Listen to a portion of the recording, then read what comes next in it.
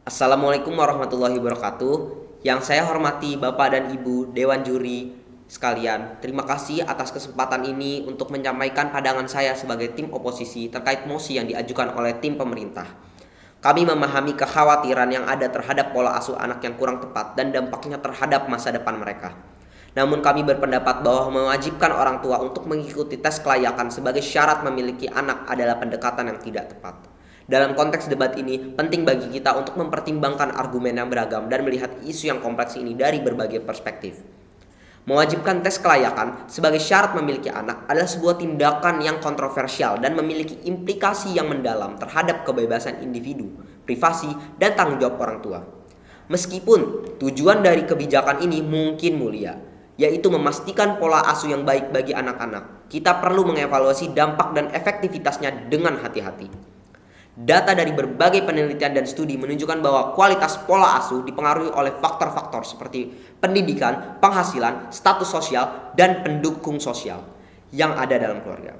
Sebuah studi yang dilakukan oleh Center of Research of Epidemiology of Disasters menemukan bahwa faktor-faktor sosioekonomi ini mempengaruhi kemampuan orang tua dalam menyediakan pola asuh yang baik untuk anak-anak mereka. Dalam situasi di mana orang tua menghadapi tekanan ekonomi, kurangnya akses terhadap pendidikan, atau kurangnya dukungan sosial, mewajibkan tes kelayakan sebagai syarat memiliki anak-anak bisa menjadi suatu bentuk diskriminasi terhadap kelompok-kelompok tersebut. Pertama-tama, mari kita bahas aspek privasi dan kebebasan individu. Setiap individu memiliki hak dasar untuk menjalani kehidupan pribadi yang terlindungi. Mewajibkan tes kelayakan sebagai syarat memiliki anak dapat melibatkan pengumpulan informasi pribadi dan evaluasi psikologis yang dapat melanggar privasi individu. Sebagai masyarakat yang menghargai hak asasi manusia, kita harus berhati-hati dalam menentukan batasan antara perlindungan anak dan hak-hak individu yang melekat pada orang tua. Selanjutnya, perlu juga diingat bahwa tidak semua orang tua yang tidak lulus tes kelayakan akan menghasilkan pola asuh yang buruk. Ada banyak faktor yang mempengaruhi pola asuh, seperti pendidikan, lingkungan sosial, dan pengalaman pribadi. Tidak adanya tes kelayakan tidak berarti bahwa orang tua yang tidak lolos tes tidak memiliki kesadaran atau kemampuan untuk memberikan perhatian dan cinta kepada anak-anak mereka. Sebaliknya, penting untuk memberikan dukungan dan sumber daya yang relevan kepada semua orang tua untuk membantu mereka meningkatkan pola asuh mereka. Selain itu, mari kita lihat dampak praktis dari kebijakan ini. Implementasi tes kelayakan sebagai syarat memiliki anak dapat menjadi tantangan yang kompleks dan mahal. Hal ini melibatkan perluasan infrastruktur, pelatihan personel, dan biaya administratif yang signifikan. Sumber daya yang diperlukan untuk melaksanakan tes kelayakan tersebut dapat mengganggu alokasi anggaran untuk layanan publik yang lebih mendesak, seperti pendidikan atau kesehatan anak-anak. Lebih jauh lagi, kebijakan ini dapat menciptakan ketidakadilan sosial. Tidak semua orang tua memiliki kesempatan yang sama untuk mengikuti tes kelayakan, terutama bagi mereka yang hidup dalam kondisi ekonomi yang sulit atau kurang akses terhadap informasi dan dukungan. Dalam hal ini, kebijakan ini dapat menghambat kemajuan sosial dan menciptakan ketimpangan yang lebih besar dalam masyarakat.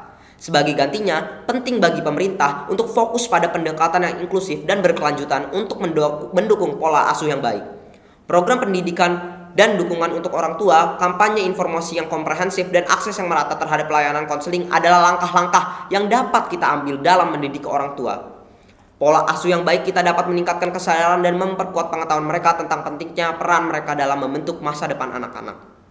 Terakhir, kita perlu mengingat bahwa tanggung jawab membentuk karakter dan moral anak bukanlah tugas yang hanya melekat pada orang tua.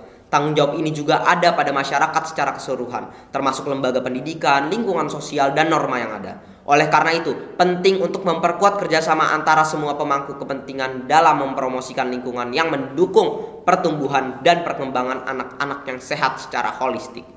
Dalam menghadapi isu yang kompleks ini, mari kita mencari solusi yang berimbang, melibatkan partisipasi aktif dari semua pihak yang terlibat, dan mengutamakan kepentingan terbaik bagi anak-anak kita.